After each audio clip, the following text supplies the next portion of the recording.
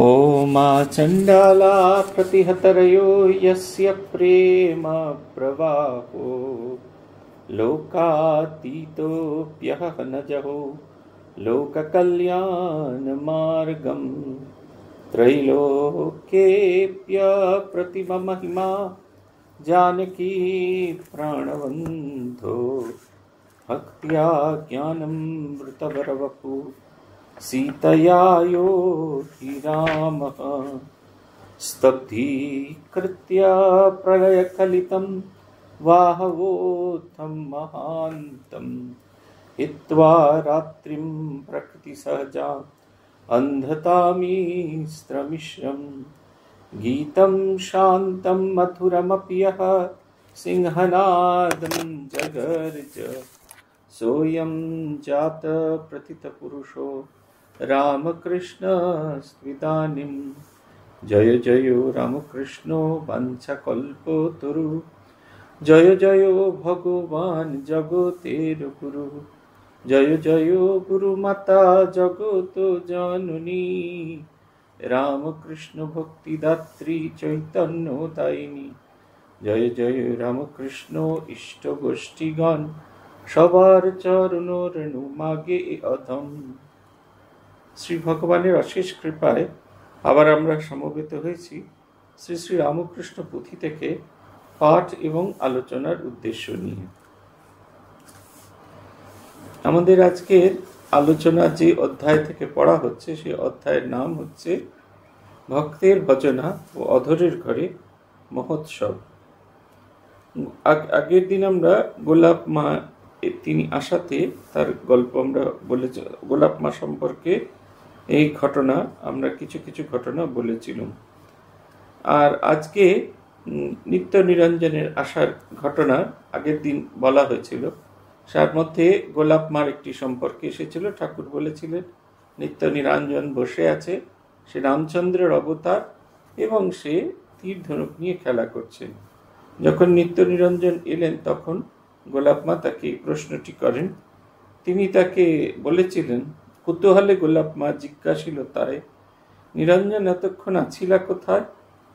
সতত সহাস্য মুখ কহে ভক্তবর, খেলিতে ছিলাম আমি লয় ধনুস্বর। বহুদূরে নির্জনে একাকী উপবনে, অবাক গোলাপ মাতা তাহারও বচনে। ঈশ্বর কোটির ভক্ত নিত্য নিরঞ্জন, রামের অংশেতে জন্ম প্রভুর বচন।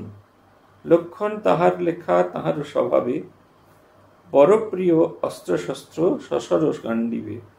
অপরে যতেক পরে পাবে সমাচার, শুনো ভক্ত সংযটন অমৃত ভাণ্ডার। এই ভক্ত সংযটনের কথা বলছেন অমৃত ভাণ্ডার। অমৃত ভাণ্ডার কেন? ভক্তদের আশা কেন ভাণ্ডার? অমৃতময়। অমৃতময় মানে যারা আগামী দিনে শ্রীরামকৃষ্ণ আশ্রমকে, শ্রীরামকৃষ্ণ ভাবধারাকে পরিচালিত করবেন, সে গৃহী ভক্ত হোক আর সন্ন্যাসী ভক্ত হোক, যারা শ্রীরামকৃষ্ণের ভাবকে বয়ে নিয়ে আসবেন আগামী দিনের মানুষের কাছে। তারা যখন এসেছিলেন কেমন ভাবে এসেছিলেন, ঠাকুর কিভাবে তাদের গ্রহণ করেছিলেন, সেই ভাবটি জানা আমাদের জন্য একান্ত জরুরি। শ্রীরামকৃষ্ণের সঙ্গে তার যে প্রথম লীলার গল্প, এটা জানা আমাদের হৃদয়ের ভেতরে আমাদের যে অধ্যাত্ম সম্পদ, সেই অধ্যাত্ম সম্পদের জাগরণ ঘটায়, স্ফুরণ ঘটায়। অনেক সময় দেখবেন অন্য ভগবানকে ডাকছে, অন্য ভগবানকে চিন্তা করছে, এই চিন্তাগুলো আমাদের ভগবানের প্রতি আরো একনিষ্ঠ করে দেয়। আজকের গল্প ঠিক সেই রকম।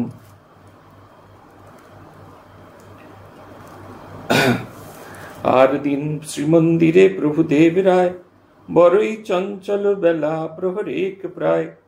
ইতিউতি নিরীক্ষণ করেন আপনি, হেনকালে আইলা গোলাপ ঠাকুরানী। শ্রীপ্রভু কহেন তার সমৎসুক মনে। এটাও আমরা আগের দিন পড়েছি, এটা রিপিট হয়ে গেছে। সেটা হচ্ছে তিনি আগের দিন একদিন গোলাপ মা এসে তিনি দর্শন করলেন যে ঠাকুর যেন কিছু এদিক ওদিক কোনো দিকে তাকাচ্ছেন, তার যেন কোনো কিছু দর্শন করবার ইচ্ছে হচ্ছে, তিনি যেন কিছু একটা ঘটনা ঘটবে তার যেন ইঙ্গিত দিচ্ছেন। ঠাকুর যে মুহূর্তে দেখলেন গোলাপ মা এসে উপস্থিত হলেন, গোলাপ মাকে তিনি বললেন, চলো আমরা দুজনে মিলে পাশে যদু মল্লিকের বাগান বাড়ি আছে সেইখানে যাই।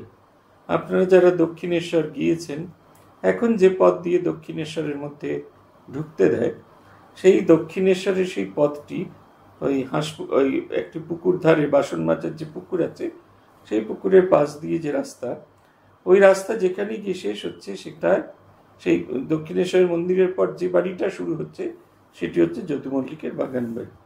ঠাকুর গোলাপ মাকে সঙ্গে করে সেখানে নিয়ে গেলেন এবং সেখানে গিয়ে দেখা গেল যদু মল্লিকের মাসি তিনি শিব পূজা করতে বসেছেন এবং অনেক জিনিসপত্র সমস্ত কিছু উপকরণ সহ তিনি শিব পূজা করছেন।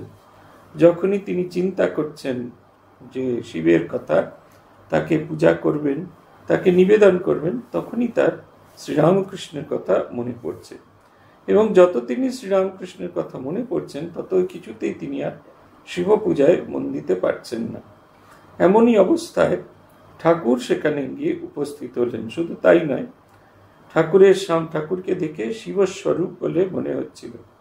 তিনি সেই নৈবেদ্যের থালা ঠাকুরের সামনে তুলে ধরতে ঠাকুর ধীরে ধীরে ধীরে ধীরে সেই নৈবেদ্য থেকে গ্রহণ করা শুরু করলেন। পুতিকা লিখছেন, ভক্তবাঞ্ছা কল্পতরু লীলার দেবতা, ভক্ত সঙ্গে খেলা তার সুমধুর কথা, সবিশ্বাসে বারতা সুনাহত মন, ভক্তির ভাণ্ডার এই ভক্ত সংযোজন। আজকের কামারহাটির ব্রাহ্মণীর গল্প আমরা শুনব।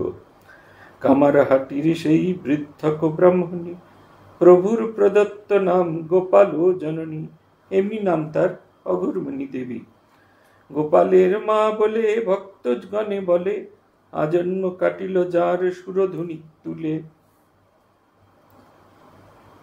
সংসারের স্বভাবেতে তিয়াগিনী ঈশ্বর অনুরাগে, সংসারীর গাত্র গন্ধ নারকীয় লাগে। সংসারীর দত্ত দ্রব্য বিষের মতন, অতি ঘৃণা সহকারে করে বিসর্জন। মায়ের মন্দিরে হেথা পুরীর ভিতরে, ভক্তিমতী শ্রীলোকেরা রহে একত্তরে। ভক্তি ভক্ত ভাবে ভক্তি করে পরস্পর, বারেক গোলাপ মাতা কিনিয়া কাপড়। পরমে যতনে দিল গোপালের মায়, ভক্তি ভরে পদ ধুলা লইয়া মাথায়। সংসারী গোলাপ মাতা সেহেতু বসন, গোপনে ব্রাহ্মণী কইল অন্যে বিতরণ। সর্বজ্ঞ শ্রী প্রভুদেব জানিয়া বারতা, শুনো কি করিল খেলা অপরূপ খেলা। দিনেকের গোলাপ মাতা সেবা কর্মে বীর, দিনেকের গোলাপ মাতা সেবা কর্মে বীর। মার্জনা করেন প্রাতে প্রভুর মন্দির, উপবিষ্ট খট্টায় শ্রী প্রভু গুণমণি। হেনা কালে দেখা দিল বৃদ্ধক জননী। প্রভুর হৃদয় খানি অপার সাগর, ভাবের তরঙ্গ উঠে তাহে নিরন্তর। দেহি দহে ভাবাবেশে হইয়া মগন, গোলাপ মাতার স্কন্ধে কইলা আরোহণ। অদূরে দণ্ডায়মান বৃদ্ধক ব্রাহ্মণী, অবাক হইয়া দেখে আশ্চর্য কাহিনী। দিব্য কলেবরধারী দেব দেবীগণ, নৃত্য করে প্রভুদেবে করিয়া বেষ্টন। শ্রীপ্রভুদেবের ভাবাবেশ অবসানে, বাসলেন পুনঃখাটে, বাসলেন পুনঃখাটে বিশ্রামের স্থানে। ব্যাপার দেখিয়া চক্ষে বৃদ্ধক ব্রাহ্মণী, কাটে দিন মৌন ভাবে মুখে নাহি বাণী। যেদিন গোলাপ মাতা আহারে যখন, ব্রাহ্মণী নিকটে তার করিয়ে গমন। তাড়াতাড়ি প্রসাদ কারিয়া লয়ে খায়, দুনয়নে বারিধারা বক্ষে ভেসে যায়। উচ্ছ্বাসে অন্তরে কহে গদ গদ স্বরে, যাবৎ ঘটনা দেখা প্রভুর মন্দিরে। সংসারী জ্ঞানে ভক্তে করিয়াছে ঘৃণা, সেহেতু মাগেন অপরাধের মার্জনা। ঢিল দিয়া ঢিল ভাঙা প্রভুর কেমন, শুনলীলা ভব সিন্ধু পারের কারণ। পুথিকার বলছেন যে ঠাকুরের, আমার গলাটা একটু ঠান্ডা লেগেছে বলে কিছু মনে করবেন না, একটু ঘুমিয়ে পড়েছিল। সেই কারণে গলাটা পরিষ্কার হয়ে আসছে না। ঠাকুর বলছেন পুথিকারের বর্ণনায় যে গোলাপ মা, গোপালের মা, তিনি কামারহাটিতে থাকেন। তিনি শ্রীরামকৃষ্ণের বিশেষ কৃপাপ্রাপ্তা। অঘোরমণি দেবী তার নাম। অঘোরমণি দেবী তার নাম ছিল, কিন্তু সমস্ত জীবন তিনি একটি ছোট্ট গোপালের সেবা করেছিলেন খর্দার কাছে একটি বিষ্ণু মন্দিরে। গোপালের মায়ের যে ঘরটা সেটি নষ্ট হয়ে গেছে, সেটি আর এখন নেই। যদিও বিষ্ণু মন্দিরটি, রাধাকৃষ্ণের যে মন্দিরটি, দত্তদের যেটি, সেটি এখনো পর্যন্ত আছে। আমাদের সংসার শ্রীরামকৃষ্ণ সেবা মন্দির একবার সেখানে একটি ভক্ত সম্মেলনের আয়োজন করেছিল। তা সেইখানে তিনি সমস্ত দিন থাকতেন। তিনি সেবা করতেন এই কৃষ্ণ মন্দিরে, এবং বাকি সময়টা তিনি সাধন ভজন এবং গোপালের সাধনে সেবাতে কাজে লাগাতেন।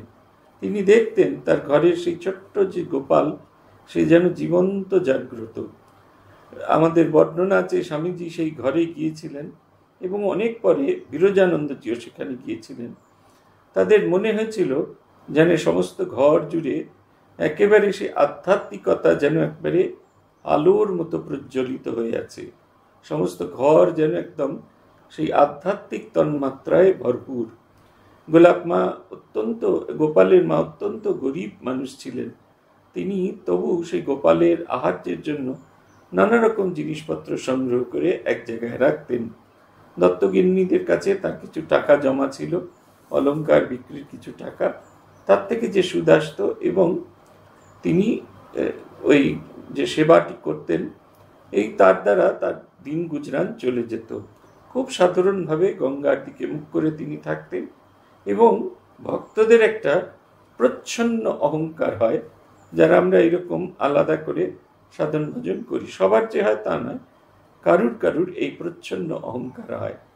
গোপালের মা, যাকে অঘোরমণি দেবী, যার সবাই ভক্তরা গোপালের মা বলে চেনেন, তাঁর একটা প্রচ্ছন্ন অহংকার তৈরি হয়েছিল। তিনি দীর্ঘদিন ত্যাগীর মতো জীবনযাপন করেছিলেন, এবং সেখানে গৃহস্থের কোনো সংস্পর্শ ছিল না। এমনকি গৃহস্থের দেওয়া অর্থ তিনি গ্রহণ করতেন না, তাই দিয়ে কোনো রকম খাওয়া দাওয়া তিনি করতেন না। গৃহস্থদের তিনি একটু ছোট নজরেই দেখতেন, কারণ তারা গৃহে থাকে, তাদের গায়ে সংসারের মলিনতা লেগে আছে। তিনি ঠাকুর বাড়িতে থাকতেন এবং জীবনের বেশিরভাগ সময়টা তপস্যা করে কেটেছেন, তাই গৃহস্থদের থেকে তিনি একটু উচ্চ মার্গের, এই কথা তিনি মনে করতেন। আপনারা সকলেই জানেন যে ঠাকুরের কাছে তিনি আসতেন। ঠাকুরের কাছে এসে প্রথম দিকে তার বিরক্তই লাগতো, কারণ এরকম সন্ন্যাসী তিনি কখনো দেখেননি, যিনি শুধুমাত্র খাবার কথা বলেন। আজকে তুমি এই এনো, কালকে তুমি সেই এনো, পরশুদিন তুমি এই এনো, রান্না করে নানা জিনিস আনতে বলতেন। আসলে তার হৃদয়ের যে দ্বারটা খোলার দরকার ছিল, সেইটা খুলে দিলেন। তার যে জীবন্ত জাগ্রত গোপাল মূর্তি যে বিরাট রূপ ধারণ করেছে, সেইটি তাকে দেখিয়েছিলেন। তিনি ঠাকুরকেও গোপাল বলে সম্বোধন করতেন। শ্রী মাকে ঠাকুর সম্বন্ধে কিছু বলতে গেলে তিনি বলতেন, গোপালকে বলো, গোপাল কিরকম। এই আমাদের দক্ষিণেশ্বরের এই যে আমাদের যে নওবতখানা, এখানে শুধু শ্রীশ্রীমা থাকেননি, অনেক মহিলা সাধিকা তারাও থেকেছেন। শ্রীশ্রীমাকে কেন্দ্র করে সেখানে একটি ছোট্ট কেন্দ্র হয়ে উঠেছিল, ত্যাগী তপস্বিনীদের কেন্দ্র। সেইখানে একদিন সেইখানে থাকতেন যারা, তারা গোপাল মাকে খুব ভালোবাসতেন, গোপালের মাকে খুব ভালোবাসতেন। এদের মধ্যে অন্যতমা হলেন গোলাপ মা। গোপাল মায়ের কাপড় নেই দেখে তিনি ভালোবেসে মাতৃজ্ঞানে একটি কাপড় কিনে এনে গোপালের মাকে উপহার দিয়েছিলেন। শুধু তাই নয়, তাকে সেটি উপহার দিয়ে তার পায়ে প্রণাম করে তার আশীর্বাদ প্রার্থনা করেছিলেন। কিন্তু যেহেতু সংসারী গোলাপ মা সংসারী, গোলাপ মা সংসারী মানুষ, আর গোপালের মা সংসারী নন, তাই সংসারী জ্ঞান করে তিনি সেই কাপড়টি গ্রহণ করেন। তিনি সেই মুহূর্তে গ্রহণ করেছিলেন, পরে সেই কাপড়টি অন্য কাউকে দিয়ে দেন। ঠাকুর কিন্তু এই ঘটনাটা জানতেন, যদিও গোলাপ মা এই বিষয়ে কিছু জানতেন না। তার মনের ভিতরে তার যে সন্ন্যাসিনী হওয়ার তার যে একটা প্রচ্ছন্ন অহংকার ছিল, সেই অহংকারটি ঠাকুর ভেঙে দেওয়ার কথা ভাবলেন। বলছেন শুনো কি করিলা খেলা, অপরূপ কথা। এই খেলা বলছেন কেন শ্রীরামকৃষ্ণ, দেখবেন এই কথাটা খেলা শব্দটা অনেকবার ব্যবহার করা হয়েছে। শ্রীরামকৃষ্ণ কিরকম ভাবে আমাদের সঙ্গে যা কিছু করুন সেটা খেলা হিসেবে বর্ণনা হচ্ছে। কেন সেটি খেলা? তার কারণ হচ্ছে শ্রীরামকৃষ্ণ আমাদের সত্তার সবটুকু জানেন। আমরা যেমন আমাদের আয়নার সামনে দেখি বড় জোর আমার মুখখানা দেখতে পাই, আমার চোখ দেখতে পাই, একটু দূরে যদি যাই তাহলে কান অব্দি দেখতে পাই, আর একটু দূরে গেলে পা অব্দি দেখতে পাই, কিন্তু আমার ভেতরে কি চলছে সেটা কিন্তু আমরা দেখতে পাই না। তার চেয়েও বড় কথা হচ্ছে আমার ভেতরে কি চলছে সেটা আমাদের বাইরে যে সামনে মানুষ আছে সেও প্রত্যক্ষ করতে পারে না। হয়তো ব্যবহার থেকে বলতে পারে সে মানুষটা রুক্ষ হতে পারে, অথবা সে মানুষটা অমায়িক হতে পারে, কিন্তু সে মানুষটা আদতে কেমন এটা জানার অধিকার তার থাকে না। একমাত্র গুরু এবং অবতার পুরুষ, তাদের ভেতরে দেবতা, তাদের ভেতরে এই ক্ষমতাটি থাকে। শ্রীরামকৃষ্ণ যেমন তাদেরকে দেখতে পেতেন কাঁচের সারসির ভেতরে আলমারি ছিল, আগেকার আলমারি থাকতো, আলমারি সে কাঁচের আলমারি থাকতো, তার ভেতরে আপনি যা খুশি রাখুন না কেন সবকিছু দৃশ্যমান, ঠিক সেই রকম সেই কাঁচের আলমারির মতো পরিষ্কার তাকে দেখতে পেতেন। গোলাপ মা এত ভালোবেসে জিনিসটি দিয়েছেন, অথচ গোলাপ মা যেহেতু সংসারে থাকেন, গোপালের মায়ের মতো আলাদা ত্যাগী জীবন যাপন করেন না, তাই তাঁর দেওয়া কাপড় ওরকম ভাবে ফিরিয়ে দেওয়াটা ঠাকুরের ভালো লাগেনি। তিনি তার সংশয়টি কাটিয়ে দিতে চেয়েছিলেন, যেন খেলার ছলে, ছোট শিশু যেরকম খেলার ছলে সবকিছু করে, তাও তিনি করেছিলেন। বলছেন একদিন শুনো কি করিলা খেলা, অপরূপ কথা। দিনেকে গোলাপ মাতা সেবা কর্মী বীর, মার্জনা করেন প্রাতে প্রভুর মন্দির। উপবিষ্ট খট্টায় শ্রীপ্রভু গুণমণি, হেন কালে দেখা দিলা বৃদ্ধক ব্রাহ্মণী। গোলাপ মা খুব কর্মঠ মানুষ ছিলেন। মা ঠাকুরের স্মৃতি কথায় আপনারা পড়েছেন, মায়ের জীবনীতেও পড়বেন। গোলাপ মা কখনো এমনি শান্ত বসে থাকতেন না। সকালবেলা তিনি যাবতীয় মায়ের সংসারের যাবতীয় কাজ করতেন। এত লোক প্রসাদ পেত মায়ের বাড়িতে, এত লোকের জন্য রান্না বান্না হতো, গোলাপ মা, অন্যেরাও সাহায্য করতে, কিন্তু প্রধান সবজি কাটিয়ে নিয়ে হলেন গোলাপ মা। তারপরে সবজি টবজি কাটা হলে তিনি মাকে সঙ্গে নিয়ে গঙ্গা স্নান করাতে নিয়ে যেতেন। গঙ্গা স্নান করে নিয়ে এলে তারপরে পুজোর জোগাড় করা, যদি কেউ সেদিন দীক্ষা পায় তার ব্যবস্থা করা, মাকে যারা দর্শন করতে আসেন তাদের মায়ের হয়ে তার সঙ্গে কথা বলা, মায়ের কথা জোরে বলে দেওয়া, তারপরে খেতে দেওয়া। গোলাপ মায়ের এটা বড় কাজ ছিল। মেয়েদের খেতে দিতেন এবং ছেলেদের নিচে খাবারের ব্যবস্থা সেগুলিও তিনি করতেন, সব কিছু তদারকি করতেন। আবার দুপুরবেলা সবার খাওয়া দাওয়া হয়ে গেলে সবাই যখন বিশ্রাম নিতেন, গোলাপ মা খুব সামান্য বিশ্রাম নিয়েই উঠে পড়ে কাজে লেগে যেতেন। কার মশারি ছিঁড়ে গেছে, তখন তো সুতির মশারি ব্যবহার করা হতো, কার মশারি ছিঁড়ে গেছে, কার বালিশের ওয়ার্ডে একটুখানি ফেটে গেছে, কার কাপড়ের, কার জামার বোতাম খুলে গেছে, সমস্ত কিছু গোলাপ মা করতেন। অত্যন্ত পরিশ্রমী ছিলেন গোলাপ মা। ঠাকুর যখন ছিলেন তখনও গোলাপ মা খুব পরিশ্রম করতেন। তিনি দিনের বেলা ঠাকুরের রান্নাবান্নাতে শ্রীশ্রীমাকে সাহায্য করতেন, আর ভোরবেলা এই শ্রীরামকৃষ্ণদেব এবং ওই এর মন্দিরটি, আমাদের মায়ের যে মন্দির, সেইটির মাঝে যে জায়গাটি আছে সেই সমস্ত জায়গাটি তিনি ঝাঁট দিতেন। একদিন এরকম সকালবেলা তিনি ঝাঁট দিচ্ছেন, আর ঠাকুরও তার ছোট্ট খাটটিতে বসে আছেন। সেই সময় সেই গোপালের মা, সেই বৃদ্ধ ব্রাহ্মণী সেখানে এসে উপস্থিত হলেন। ঠাকুরে প্রভুর হৃদয়ে খানি অপার সাগর, ভাবের তরঙ্গে তাহে বহে নিরন্তর, উঠে নিরন্তর। দেহি দহে ভাবাবেশে হইয়া মগন, গোলাপ মাতার কন্দে করিলা আরোহণ। বলছেন তিনি শ্রীরামকৃষ্ণ তখন এইটি দেখতে দেখতে তার গভীর ভাব এসে উপস্থিত হলো। তিনি তখন কি করলেন, গোলাপ মা ঝাঁট দিচ্ছিলেন, সেই গোলাপ মার কাঁধে উঠে বসে পড়লেন। ভেবে দেখুন, শ্রীরামকৃষ্ণ একটা বড় ছেলে, ছোটখাটো ছেলে নয়, একটা পুরুষ মানুষ, তিনি গোলাপ মার কাঁধে উঠে বসে পড়লেন। কেন উঠলেন? বলছেন অদূরে দণ্ডায়মানা বৃদ্ধক ব্রাহ্মণী, অবাক হইয়া দেখে আশ্চর্য কাহিনী। দিব্য কলেবরধারী দেব দেবীগণ, নৃত্য করে প্রভুদেবে করিয়া বেষ্টন। গোলাপ মা কিরকম আধার এটি যেন বোঝানোর তিনি প্রয়াস করছিলেন। বলছেন গোলাপ মা ওই করছিলেন, তার গোলাপ মার কিরকম আধ্যাত্মিক সম্পদ সেইটা দেখার জন্য স্বয়ং অবতার পুরুষ অবলীলায় তার কাঁধে উঠে যেতে পারেন। শুধু কাঁধে উঠে যেতে পারেন না, অবতার পুরুষকে তিনি বহন করতে পারেন। এইটি তার একটা শক্তি, তার যে অসম্ভব শক্তি আছে, সেই অবতার পুরুষকে কাঁধে তিনি বয়ে নিয়ে যাচ্ছেন। দুজনেই গভীর ভাব সমাধিতে মগ্ন, আর তাদের ঘিরে ঘিরে গোপালের মা দেখতে থাকলেন। নানা দেবদেবীরা তার চতুর্দিক ঘিরে নৃত্য করছেন।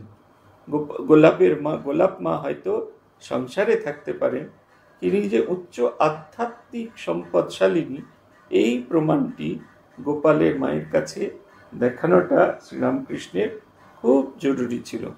জয়া এবং বিজয়া, মা ঠাকুরানের যে দুই অন্তরঙ্গ সঙ্গী, জগন্মাতার যে দুই অন্তরঙ্গ সঙ্গী জয়া বিজয়া, এই অবতারে শ্রী সারদা দেবীর দুই সঙ্গিনী গোলাপ মা এবং যোগিন মা।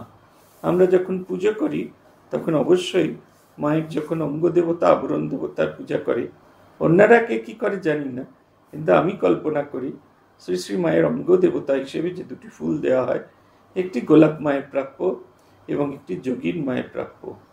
আর তাকে ঘিরে যারা আছে, যেমন গৌরী মা, দুর্গা মা, প্রভরাজিকা, ভারতী প্রণামা, সরলা মা, এরা হলেন দেবীর আবরণ দেবতা, দেবীকে আবৃত করে আছেন।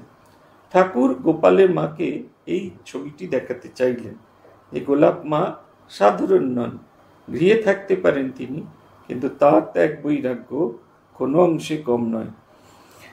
ব্রাহ্মণী চুপ করে দাঁড়িয়ে দাঁড়িয়ে ঠাকুরের অদ্ভুত লীলা দর্শন করলেন।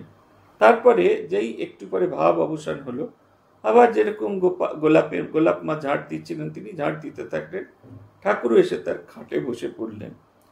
ব্যাপার দেখিয়া চক্ষে বৃদ্ধক ব্রাহ্মণী, কাটে দিন মৌনভাবে মুখে নাহি বাণী। সমস্ত দিন তিনি শান্ত হয়ে বসে আছেন এবং একটিও কথা বলতে পারছেন না। দুনয়নে সে ব্রাহ্মণী, সেদিনে গোলাপ মাতা আহারে যখন ব্রাহ্মণী নিকট তার করিয়া গমন, তাড়াতাড়ি প্রসাদ কারিয়া লয়ে খায়, দুনয়নে বাড়ি ধারা বক্ষ ভেসে যায়। তিনি তার অপরাধ বুঝতে পেরে গোলাপ মার কাছে এসে তিনি যখন প্রসাদ পাচ্ছেন তখন তার সেই ইঁটো পাত থেকে প্রসাদ নিয়ে খাচ্ছেন। দেখুন, হতোয়াচারী ব্রাহ্মণী, তার ভেতরেই পরিবর্তন এসেছেন, আর তার দু চোখ দিয়ে প্রেমাশ্রু ঝরে পড়ছে। উচ্ছ্বাসে অন্তরে কহে গদগদ স্বরে, যাবৎ ঘটনা দেখা প্রভুর মন্দিরে। সংসারী জ্ঞানে ভক্তে করিয়াছে ঘৃণা, সেহেতু মাগেন অপরাধেরও মার্জনা। তিনি তাকে বলছেন যে তিনি সকালে যা যা ঘটনা ঘটেছে সেগুলি সম্পর্কে তিনি অনুভব করতে পেরেছেন, তার নিজের ভুল তিনি অনুভব করতে পারছেন, এবং তিনি যে গোলাপ মাকে সংসারী জ্ঞানে তাকে ঘৃণা করেছিলেন তার জন্য বারংবার তার কাছে ক্ষমা প্রার্থনা করতে থাকেন। বলছেন, ঢিল দিয়া ঢিল ভাঙা প্রভুরও কেমন, শুনলীলা ভব সিন্ধুর পারেরও কারণ। বলছেন ঢিল দিয়ে ঢিল ভাঙা, কারণ যেমন করে আমরা যেরকম ওই আপনারা ছেলেবেলায় দেখেছেন কিনা জানি না, অনেকেই খেলেছেন হয়তো, এরকম পরপর পরপর ঢিল দিয়ে ঢিলের এরকম পাহাড় তৈরি করা হতো, আর তারপরে ছোট্ট বাচ্চারা সেই এইম প্র্যাকটিস করার জন্য আরেকটা ঢিল দিয়ে সেই ঢিলকে মারতো। সেই ঢিল পড়ে গেলে তখন তাদের এইমগুলো ঠিক ঠিক হচ্ছে কিনা সেটা দেখা যেত। অনেক সময় নিচের ঢিলে মারার চেষ্টা করা হতো, ভাবনা ছিল এই যে ওপরের ঢিলগুলো যেরকম আছে সেরকমই থাকবে, নিচের ঢিলটা বেরিয়ে যাবে। এই যে এই ঢিলটা এই ছুঁড়ে মারা হতো যেন তলা দিয়ে পুরনো ঢিলটা বেরিয়ে যাবে এবং উপরের ঢিলগুলো যেরকম থাকবে ঠিক সেরকমই থাকবে, কোনো রকম কোনো অসুবিধা হয় না। এই ছেলেবেলার এই জাতীয় খেলা আপনারা খেলেছেন কিনা জানি না, আমরা খেলিনি, তবে এই খেলা দেখেছি, স্কুলে দেখেছি, স্কুলেও খেলেছি এরকম, আমরা খুব একটা পারতুম না। কিন্তু এই যে শ্রীরামকৃষ্ণ বলছেন ঢিল দিয়ে মানুষের ভেতরে চৈতন্যের জাগরণ, মানুষের ভেতরে প্রতি মানুষের ভেতরে যে দেবতা বিরাজ করছেন এই বোধটা জাগানোর খেলা শ্রীরামকৃষ্ণদেব করে দেখালেন। পুথিকার বলছেন, সন্ন্যাসী বলিয়া মনে যেন হয় মনে, ভস্ম মাকা জটাধারী বাগের আসনে, ভিক্ষাবৃত্তি অতিশয় অতিথি সতত ব্রাহ্মমান, সীতাতপে বরিশায় কষ্ট অবিরাম, কুমার সন্ন্যাসী নামে গায়ে যার পুঁথি, তাহাদের সঙ্গে নাই এসব প্রকৃতি, বালক বয়স সবে মা বাপের কোলে, সামান্য সরল সাদা যেমন সকলে, ভিতরেতে অলৌকিক ভাব বিপরীত, স্বভাবত প্রভু পদে অপারূপিরি, না দেখিয়া প্রভু দেবে থাকিতে না পারে, মাঝে মাঝে আসে তাই দক্ষিণ শহরে, বিদ্যার্জনে উদাসীন ক্রমে ক্রমে হয়, তে কারণে পিতা মাতা কত কটু কয়, প্রভুকেও কেহ কটু আসিয়া নিকটে, ছেলে ধরা রীতি তার অপবাদ রটে, আবাসে আটক কভু রাখে পুত্রগণে, কখনো প্রহার করে নিদারুণ প্রাণে, ভক্তদের পিতামাতা বিষয়ী সকলে, দিবারাতি এক চিন্তা ধনমান ছেলে, ধর্মের কেমন ভাব কালে প্রচলিত, সহজে বুঝিবে মন শুনলি লাগিত, হেন বংশে প্রভু ভক্ত উপমায় স্থল, গোময় কুণ্ডেতে যেন প্রফুল্ল কমল, ভক্ত বংশে প্রভুদেব যাদের জনম, এমন প্রভুর ভক্ত অতিশয় কম,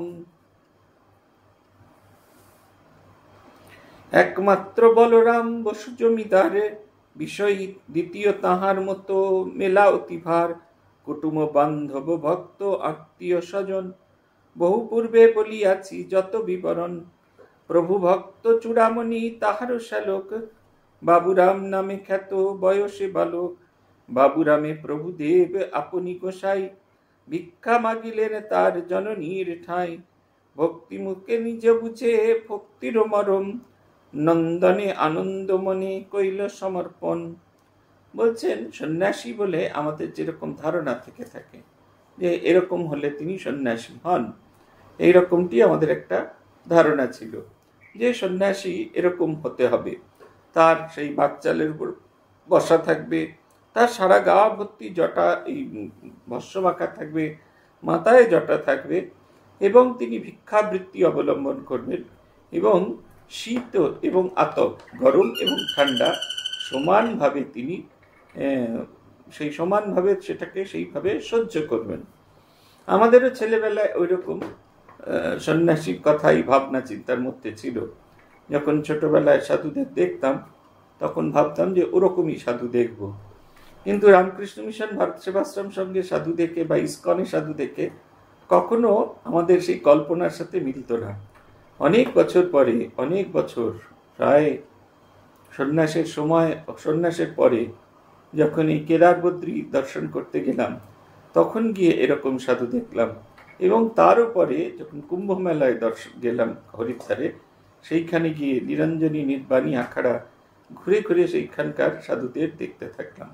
তাদের কোথাও কিছু নেই। একদল সাধুদের গল্প আগের দিন বলেছি আপনাদের, এলাহাবাদের চুষিতে, তারাও এরকম, তবে তারা সবাই কৌপিনধারী, কৌপিন এবং বহির্বাস পরে আছেন, একটা কাপড় এরকম গলার মধ্যে দিয়ে বাঁধা রয়েছে, গেরুয়া কাপড়, সেটি ধুতি, সেটি দুপাশ দিয়ে এরকম গলাতে বাঁধা আছে। সেগুলো যে সব পরিচ্ছন্ন তা নয়, কিন্তু তাদের ওই রকম, তার আর অন্য কোনো কিছু নেই। বলছেন কুমার সন্ন্যাসী নাম গায়ে যার পুঁথি, তাহাদের সঙ্গে নাই এসব প্রকৃতি, বালক বয়সে সবে মা বাপের কোলে, সামান্য সরল সদা যেমন সকলে। সেই অল্প বয়সী সন্ন্যাসী শ্রীরামকৃষ্ণের যে বালক সন্ন্যাসী, যাদের কথা পুঁথি বারবার বলছেন, কুমার সন্ন্যাসী, কুমার শব্দের অর্থ এখানে দুটো, তার ভেতরে আকুমার ব্রহ্মচর্য আছে নম্বর 1, আর 2 হচ্ছে যে সংসারের বন্ধনে কখনো বাঁধেনি, অল্প বয়সী, সেই পবিত্র হৃদয়, তাদের কথা তিনি বলছেন। পুথিকার বলছেন যে তারা যখন ছেলেবেলায় তাদের দেখে কিন্তু আলাদা করে বোঝা যায় না, তারা মা বাবার সঙ্গে যেরকম 8-5 জন ছেলেপুলে সংসারেতে থাকে ঠিক সেই রকম মা বাবার সঙ্গেতেই ছিলেন। আমাদের কাছে একটি ছেলে সাধু হতে এসেছিলেন, এখনো আছেন, এখন একটি খুব বড় বিদ্যালয় প্রধান শিক্ষকের দায়িত্ব পালন করছেন। তারা ছোটবেলা থেকেই রামকৃষ্ণ মিশনে পড়াশোনা করেছেন, কখনো কাটিহার, কখনো নরেন্দ্রপুর, এইসব জায়গায় পড়াশোনা করেছেন। কিন্তু ছেলে যখন সাধু হতে এলেন তখন তার মা অত্যন্ত ক্ষিপ্ত হয়ে গিয়েছিলেন। তিনি বলেছিলেন, আমি যদি এরকম জানতাম যে তুই সাধু হবি, তাহলে তোকে কোনোদিন রামকৃষ্ণ মিশনের স্কুলে তো পড়াতাম না, ধার কাছেও নিয়ে যেতাম না। আমাদের সকলের অনেকেরই ধারণা হচ্ছে রামকৃষ্ণ মিশনে পাঠালেই ছেলেরা সাধু হবে। সবসময় তা নয়। তাদের ভেতরে তো একটা ভাব বিকশিত হয়। কিন্তু শ্রীরামকৃষ্ণ যাদের চয়ন করেছেন তারা প্রত্যেকেই গৃহে খুব সাধারণভাবে জীবনযাপন করছিল। তাদের দেখে বোঝার উপায় ছিল না তাদের ভেতরে এই বিবেক বৈরাগ্য কোনো একটা সময় জাগ্রত হবে। তিনি লুকিয়ে রাখতেন তার সম্পদ, ছড়িয়ে রেখেছিলেন, এবং যখন তার প্রয়োজন তখন তার সেই সম্পদগুলিকে তিনি একটি একটি করে তুলে তার অঙ্গসজ্জার অঙ্গ করে নিয়ে তোলেন। বলছেন, স্বভাবত প্রভুপদে অপার পীড়িত, ভিতরেতে অলৌকিক ভাব বিপরীত। বলছেন, বাইরে যতই সে সাধারণ হোক, তার ভেতরের ভাবটি সম্পূর্ণ উল্টো। তাকে বাইরে যেরকম সংসারী বলে বোধ হয়, তার ভেতরের সেই রকম সংসারী ভাব নেই। তিনি যেন একেবারে অন্য ভাবের ভাবী। তার ভেতরে যে ভাবটি ছিল সেটা হচ্ছে প্রভুর প্রতি অপার ভালোবাসা। শ্রীরামকৃষ্ণকে এরা সবাই ভীষণ ভালোবাসতেন। তাই বলছেন, না দেখিয়া প্রভু দেবে থাকিতে না পারে, মাঝে মাঝে আসে তাই দক্ষিণেশ্বরে। তারা ঠাকুরকে না দেখে থাকতে পারতেন না, তাই মাঝে মাঝে তারা দক্ষিণেশ্বরে এসে উপস্থিত হতেন। ঠাকুরের প্রতি তাদের এত ভালোবাসা ছিল, এত শ্রদ্ধা ছিল যে তারা ঠাকুরকে না দেখে কিছুতেই থাকতে পারেন না, তাই তারা আসতেন। যারা যত শ্রীরামকৃষ্ণের কাছে এসেছেন, এই লৌকিক বিদ্যায় তাদের তত বেশি অনাকর্ষণ হয়েছে। আমি তো অনেককেই জানি, তার মধ্যে কয়েকজনের কথা বিশেষভাবে। তারা অত্যন্ত ব্রিলিয়েন্ট। আমাদের সঙ্গে তাদেরকে পড়াশুনো করার জন্য উৎসাহ দেওয়া হয়েছিল।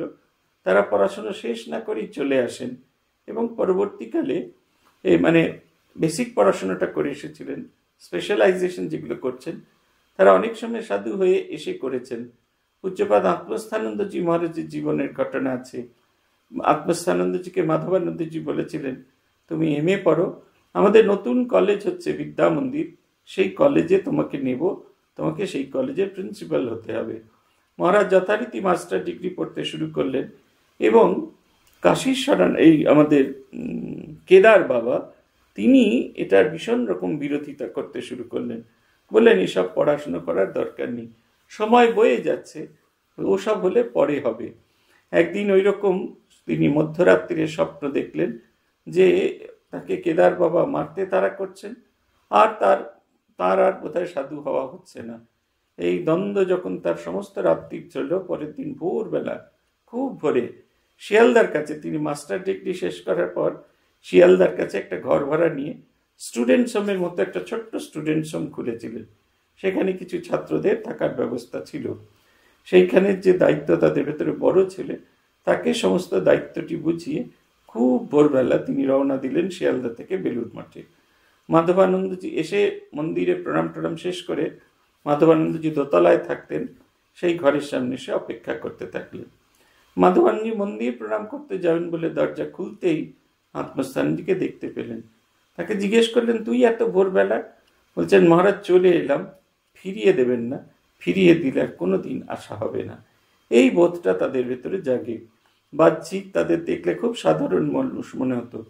আত্মস্থানন্দজি যারা সহপাঠী ছিলেন তাদের অনেককে বেলঘরিয়া স্টুডেন্টস হোমে আমার দেখার সুযোগ হয়েছিল। তাদের কাছে শুনেছি যে মহারাজ কেমন ছিলেন। আর 5 জনের মতো সব কাজেতে শুধু অতিরিক্ত যেটা চোখে পড়ার মতো সেটা হচ্ছে সব কাজে ঝাঁপিয়ে পড়ার একটা প্রবণতা, সবাইকে সাহায্য করা, এবং কেউ এগিয়ে না গেলেও তিনি সবার আগে সব কাজেতে এগিয়ে যেতেন। এই একটা তার ভেতরে লক্ষণ তারা দেখেছিলেন। অত্যন্ত আনন্দময় পুরুষ এবং আনন্দে সবসময় ভরপুর থাকতেন এবং অন্যদেরও আনন্দে ভরপুর করে রাখতেন। আর 5টি ছেলের মতো খুব সাধারণ বলেই তাকে মনে হতো, কিন্তু ঠাকুরের প্রতি তার এমন ভালোবাসা ছিল যে প্রত্যেক ঠাকুর যাকে চয়ন করেছেন তাদের প্রত্যেকের ভেতরে এই জিনিসটা ছিল। তারা বাইরে থেকে দেখতে আর 5 জন সাধারণ মানুষের মতো, কিন্তু তাদের ভেতরটা তিনি সম্পূর্ণ বদল করেছেন। বাবা মায়েরা যখন জানতে পারেন তখন তাদের কি হয়, তারা সন্তান হারানোর দুঃখে, সন্তান হারানোর কষ্টে নিজের সন্তানের উপর অত্যাচার করতেন। আমরা এখানে যার কথা বলছি তিনি হলেন স্বামী ত্রিগুণাতীতানন্দজি মহারাজ। তার বাড়ির লোকজন তাকে সারদা প্রসন্ন, তিনি বাড়ির লোকেরা তাকে খুব ধরে মারধর করতেন। তিনি তবু ঠাকুরের কাছে পালিয়ে পালিয়ে আসতেন। ঠাকুরের একটি ছিল, একটি বদনাম ছিল, ছেলে ধরা। সবাই তাকে বলতেন ছেলে ধরা সাধু। এই ছেলে ধরা বদনামটা এখনো আমাদের আছে। আমার সঙ্গে প্রাথমিক বিদ্যালয়ে পড়তেন এক সহপাঠিনী, এই আমাদের ইউনিয়নে তার সঙ্গে প্রায় 30 বছর পরে দেখা হলো। সবাই যেরকম জিজ্ঞেস করছেন ঠিক সেই রকম তাকেও আমি জিজ্ঞেস করলাম, তোর ছেলে কি করে? তো বলছেন যে এমএসসি পাশ করেছে, তোর সঙ্গে ফেসবুকে তার বন্ধুত্ব আছে, ফেসবুকেতে আমি দেখেছি। আমি মুখ ফসকে খালি বলে ফেলেছিলাম, বা এই ছেলে এমএসসি পাশ করেছে, ওকে দেখতে তো খুব সুন্দর আর খুব ভালো, তুই ধীর স্থির শান্ত, আমি কথা বলে দেখেছি, দিয়ে দে না তোর ছেলেটাকে আমাদেরকে। সে আমাকে যে কি গালাগাল দিয়েছিল, শুধু তাই নয়, আমাদের যে বন্ধু সার্কেল সব জায়গায় জনে জনে বলেছিল এই অমরনাথের দৃষ্টিটা ভালো নয়, ও আমার বাড়ি থেকে আমার ছেলেটাকে চুরি করে নেবার চেষ্টা করছে। এই যে সাধুদের যে সাধু চুরি করে নেবার যে প্রবণতা, এটার খুব, আমাদের সৌরভ মহারাজ আছেন ইউনিভার্সিটিতে, যখন উনি পালিয়ে এসেছিলেন, বাড়ি থেকে পালিয়ে গিয়ে রাঁচিতে জয়েন করেছিলেন, ওর মা ফোন করে আমাকে এই কথাটি প্রথম বলেছিলেন যে আমি আপনাকে এত নাড়ু খাইয়েছি, আপনি আমার এত বড় সর্বনাশটা কি করে করলেন, আমার একমাত্র ছেলেকে আমার কাছ থেকে কেড়ে নিয়ে চলে গেলেন, আপনার মহা সর্বনাশ হবে। এইটা পরম্পরায় আসছে। ঠাকুরও কহে এক কটু আসিয়া নিকটে, প্রভুকেও কহে কটু আসিয়া নিকটে, ছেলে ধরা রীতি তার অপবাদ রটে। আমরা দেখেছি আত্মস্থানযুগে কত লোকের বাবা মারা কত গালাগাল করে গেছে, কত যাচ্ছে তাই করে বলেছেন তার ছেলেকে নিয়ে আসার জন্য। আবাসে আটকে কভু রাখে পুত্রগণে, কখনো প্রহার করে নিদারুণ প্রাণে, ভক্তদের পিতামাতা বিষয় সকল, দিন রাতি এক চিন্তা ধনমান ছেলে। ধর্মের কেমন ভাব করিলা প্রচলিত, সহজে বুঝিবে মন শুনলীলা গীত। হেন বংশে প্রভুদেব প্রভুভক্ত উপমার স্থল, গোময় কুণ্ডতে যেন প্রভুর প্রফুল্ল কমল।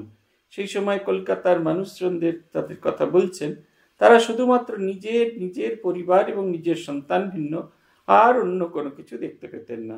এমন একটি পরিস্থিতিতে একটি অদ্ভুত এক মানুষের জন্ম নিল। ঠাকুর বলছেন যেন এই গোবরের ভেতরে পদ্ম ফুল ফুটেছেন। তিনি কে? একমাত্র বলরাম বসু জমিদার, দ্বিতীয় তাহার মতো মেলা অতিভার। একে সেই ধনী মানুষ সেই বলরাম বসু, সেই বলরাম বসুর পরিবারটি এই দিক দিয়ে অতি উত্তম ছিল, উন্নত ছিলেন। বলছেন তারই কুটুম্ব, তারই বোনের ছেলে, তিনি কুটুম্ব ভক্ত আত্মীয় স্বজন বহু পূর্বে বলিয়াছি যত বিবরণ। প্রভু ভক্ত চূড়ামণি তাহারও শ্যালক, বাবুরাম নামে খ্যাতে বয়সে বালক। বাবুরামে প্রভুদেব আপনি গোসাই, ভিক্ষা মাগিলেন তাঁর জননীর ঠাঁই। বলরাম বাবুর স্বভাব ছিল যখনই তিনি দক্ষিণেশ্বরে যেতেন তখন নৌকা ভর্তি করে তার আত্মীয় স্বজনদের ঠাকুরদের কাছে নিয়ে যেতেন। এমনই একজন তার বোনের ছেলে বাবুরাম বসু, বাবুরাম মহারাজ, বাবুরাম ঘোষ, তাকে ঠাকুর গ্রহণ করেছিলেন। শুধু গ্রহণ করেছিলেন নয়, তার মায়ের কাছ থেকে চেয়ে নিয়েছিলেন। তার অনেকগুলি সন্তান ছিল, তাই তার মধ্যে থেকে বাবুরামকে তিনি চেয়েছিলেন। ঠাকুরের ইচ্ছা ছিল ঠাকুরের বাবুরাম মহারাজের ছোট ভাইকেও আমাদের সঙ্গে আমাদের এই দলেতে নিয়ে নেওয়া, কিন্তু তার নিজের মনে হয়েছে একটি ছেলেকে নেওয়ার ফলে মায়ের প্রাণে তিনি যথেষ্ট দুঃখ দিয়েছেন, একাধিক ছেলেকে নেবেন না। ঠাকুরের কৃপা এরকম বহু পরিবার আছে যাদের একাধিক পুত্র সন্তান বা একাধিক কন্যা সন্তান, তারা সন্ন্যাসী বা সন্ন্যাসিনী। আমরা এরকম অনেক জায়গায় দেখেছি। আমাদের এখন যিনি আছেন আমাদের বুয়েনোস আইরেসে আছেন যে মহারাজ আছেন, তাঁর সে ভাই বোন তারা দুজনেই সন্ন্যাসী এবং সন্ন্যাসিনী। দিদি শ্রী সারদা মঠে আছেন এবং তার ভাই বুয়েনোস আইরেসে আছেন। আমার কাছে ছিলেন একজন সাধু দেবেন মহারাজ, আমাদের ব্যাচে জহর মহারাজ দেবেন মহারাজ। তারা 3 ভাইয়ের মধ্যে 2 ভাই সাধু আর 2 বোনের মধ্যে 1 বোন সন্ন্যাসিনী ব্রাজিকা সুগত প্রাণা। ঠাকুর এমন ব্যবস্থা করেছিলেন, ঠাকুর বাবুরামের ভাইকে নিতে কিন্তু কিন্তু করেছিলেন। কেন না, এক ভাইকে নিয়েছেন তাই তার মায়ের বড় কষ্ট হয়েছে, কিন্তু এখনো তার খেলা চলেছে। তিনি এখন আর কিন্তু কিন্তু করেন না, তিনি এমনভাবে প্রেরণা পাঠান যে তারা সেইখানে এসে যান। ভক্তিমতী নিজে বুঝে ভক্তির মরম, নন্দনে আনন্দ মনে কৈলা সমর্পণ। সেই বাবুরাম মহারাজের মা অত্যন্ত ভক্তিমতী ছিলেন।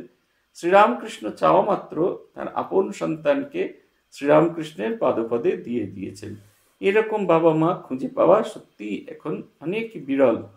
এখন অনেক বাবা মাই খুব মডার্ন হয়েছেন, ছেলে চলে যাওয়ার পরে বলেন হ্যাঁ ছেলে আমার রামকৃষ্ণ মিশনের সাধু, কিন্তু ছেলে যখন চলে যায় তখন ভীষণ রকমের অত্যাচার আমরা দেখেছি।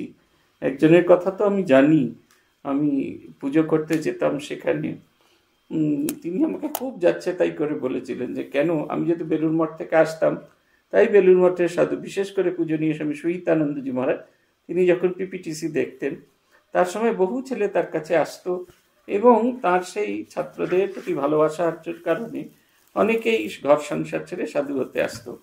তার মা আমাকে খুব যাতা বলেছিলেন। আমার আর কদিন বাদে আর তিনিও আসবেন আমাদের এখানে। আমার একটু দেখার ইচ্ছা আছে যে মানুষটি এত বিরোধিতা করেছিলেন এখন তিনি কেমন আছেন। শ্রী ভগবান কৃপা করে যাদের তাঁর শ্রী পাদপদ্মে স্থান দেন তারা আসবেই। কোনো রকম শক্তি, কোনো রকম কিছু দিয়ে তাদের আটকে রাখা যাবে না। আমাদের যেটা করণীয় সেটা হচ্ছে আমাদের মন প্রাণও যেন এই উচ্চ আদর্শের প্রতি আসক্ত হয়। আমরা ঘরে থাকলেও যেন ওই গোলাপ মায়ের মতো উচ্চ আদর্শের অধিকারী হয়ে উঠতে পারি। তাহলে শ্রীরামকৃষ্ণ আমার কাঁধে চড়বেন, শ্রীরামকৃষ্ণ আমাকে আপন করে নেবেন এবং জগতের সকলের কাছে আমার আধ্যাত্মিক সম্পদের বিকাশের বার্তাও তিনি বয়ে নিয়ে যাবেন। তত আমরা শ্রীরামকৃষ্ণের কাছে হয়ে যাব। আমরা যত তাকে আপন করতে পারবো, যত তাকে আমাদের নিজেদের করে নিতে পারবো, তত আমরা আমাদের নিজের ভেতরের আত্মিক বিকাশ করতে পারবো। আজ এই পর্যন্ত এখানে আমরা থামছি। জয় জয় রামকৃষ্ণ বাঞ্ছা কল্পতরু, জয় জয় ভগবান জগতের গুরু, জয় জয় গুরু মাতা জগত জননী, রামকৃষ্ণ ভক্তিদাত্রী চৈতন্য দায়িনী। জয় জয় রামকৃষ্ণ ইষ্ট গোষ্ঠীগণ, সবার চরণ রেণু মাগে এ অধম। ওম শান্তি শান্তি শান্তি। হরি ওম তৎসৎ। শ্রী রামকৃষ্ণার্পণমস্তু।